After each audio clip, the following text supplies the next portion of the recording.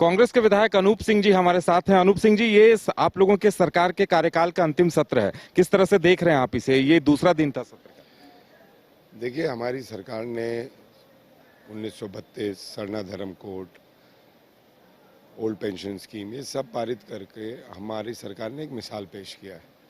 पारा शिक्षकों की बहाली, सीपीएल का मुद्दा, पुलिसकर्मियों का, तो निश्चित तौर पर सरकार जिस उद्देश्य से चुनी गई थी, वो उद्देश्य हम लोग ने उस उद्देश्य पर काम किया है। और जनता भी देख रही है कि सरकार को विफल करने के लिए मुख्यमंत्री जी को फंसाकर किस तरीके से 5 महीना जेल में रखा गया। आने वाले समय में चुनाव का नतीजा हमारे पक्ष में रहेगा, ये बेखूबी हम लोग जानते हैं। बीजेपी लगातार घेर रही है डेमोग्राफी के मुद्दे पे और बांग्लादेशी घुसपैठियों के मुद्दे पे। पाकुड़ में भी छात्रों पर लाठीचार्ज हुआ, तो इस पे आप लोगों का क्या स्टैंड है? देखिए, बीजेपी कुछ भी करती है तो वो बांटने की राजनीति करती है। हम बांटने की राजनीति नहीं करते।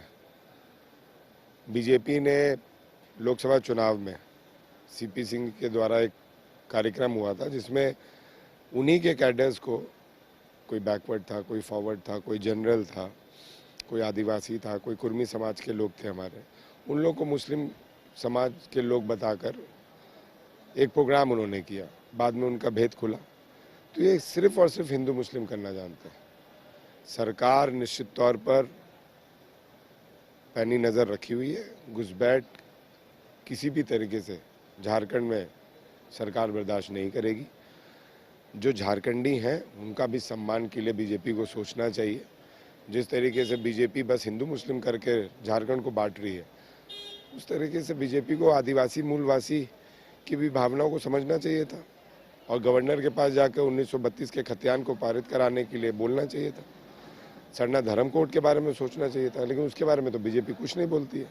उसके बारे में भी बीजेपी को बोलना चाहिए। आपके कांग्रेस के विधायक हैं शिल्पी जी, उनका एक बयान खूब चर्चित हो रहा है, विरोध भी हो रहा है कि रामगढ़ में बिहार से आकर लोग मुखिया बन रहे हैं, यहाँ घुसपैठियों की बात है। देखिए, शिल्पी नेहा तिर्की जी ने झारखंड की भावना को रखा है, उसको लोग गलत तरीके से प्रस्तुत कर रहे हैं। ये सही है कि ये राज्य झारखंड है, तो जब झारखंड राज्य है तो जो झारखंड में पहले से लोग रह रहे हैं उनको भी मान्यता मिलनी चाहिए। उनके बारे में भी सरकार सोच रही है। और जो 1932 का खतियान में आते हैं उनके बारे में और अधिक सोचनी चाहिए। जो मूलवासी उनके बारे में और अधिक सोचनी चाहिए। जो आदिवासी है उसके बारे में और अधिक सोचना चाहिए। लेकिन बीजेपी इसमें भी साजिश कर रही है, इसमें भी राजनीति ले आई। शिल्पी नेहा तिर्की जी आदिवासी समाज से आती है, तो निश्चित तौर पर उसकी बात रखेंगी।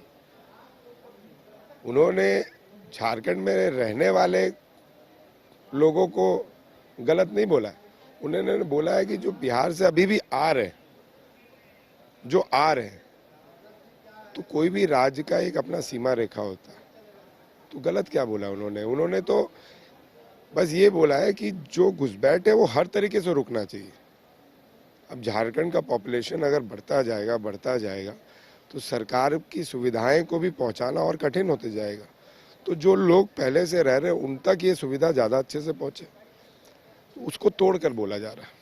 चलिए, बहुत बहुत धन्यवाद। ये थे अनूप सिंह जी, जिनका कहना था कि बयान को तोड़ मरोड़ कर पेश किया जा रहा है और सरकार ने काम किया और इसका नतीजा भी जल्द सामने आएगा। कैमरामैन नूतन के साथ उदय शंकर, न्यूज़ 22 रांची।